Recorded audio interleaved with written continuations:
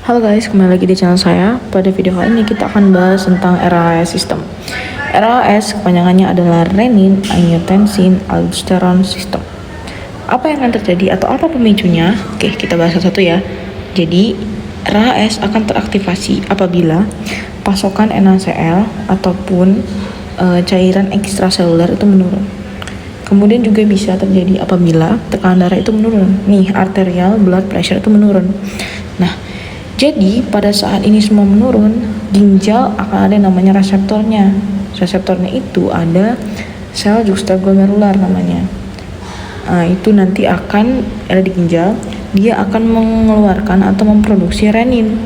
Yang nanti renin ini akan membantu mengaktifasi angiotensinogen yang akan diaktifasi oleh liver atau hati. Jadi pada saat volume darah itu menurun atau kita hipotensi, ginjal akan mengeluarkan renin. Renin akan membantu mengaktifasi angiotensinogen dibantu oleh liver yang akan dikeluarkan oleh liver. Nah, angiotensinogen setelah dikeluarkan dia akan masuk ke sirkulasi darah. Kemudian renin akan mengubah angiotensinogen menjadi angiotensin 1. Angiotensin 1 akan terus bersirkulasi di dalam darah sampai ke pembuluh darah yang ada di paru atau di pulmu. Dia akan bertemu nanti dengan angiotensin converting enzyme atau ACE.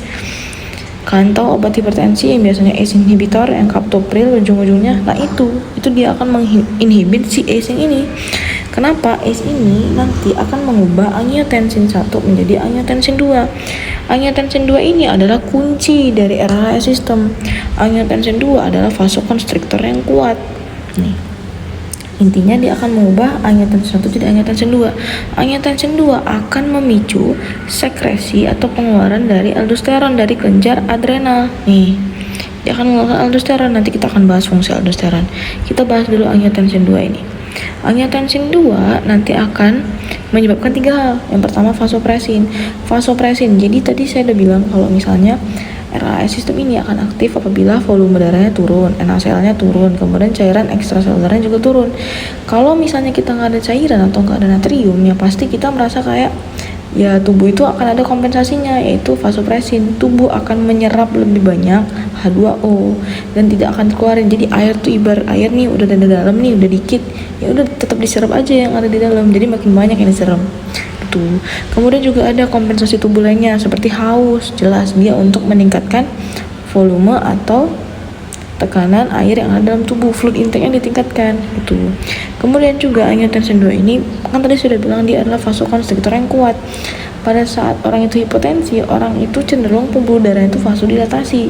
Jadi kita untuk melakukan kompensasinya atau untuk melawannya itu, untuk tetap kembali pada normal tensi, kita akan melakukan vasokonstriksi. Ibarat kata seperti selang air nih, kalau dibiarkan saja mengalir dengan selang air yang ditutup bagian depannya, yang lebih cepat yang mana?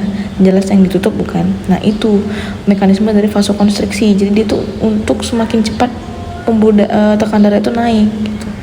Kemudian kalau tadi saya udah janji aldosteron ya. Nah, aldosteron ini intinya dia itu akan meningkatkan reabsorpsi natrium. Natrium akan menarik air yang ada di ekstraseluler dan juga dia meningkatkan reabsorpsi dari kalium. Nah, di mana dia akan meningkatkan volume air juga. Intinya semua mekanisme ini akan nanti meningkatkan tekanan darah dan juga meningkatkan volume NaCl serta ekstraseluler. Terima kasih.